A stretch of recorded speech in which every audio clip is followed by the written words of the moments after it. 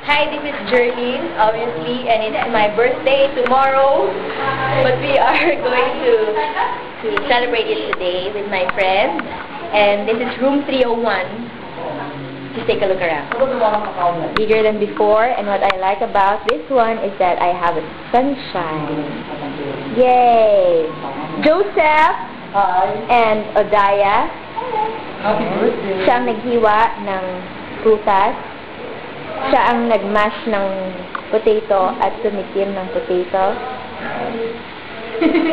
At nagmash ng chicken na malengke at lahat-lahat.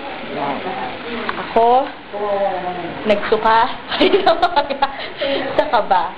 Okay.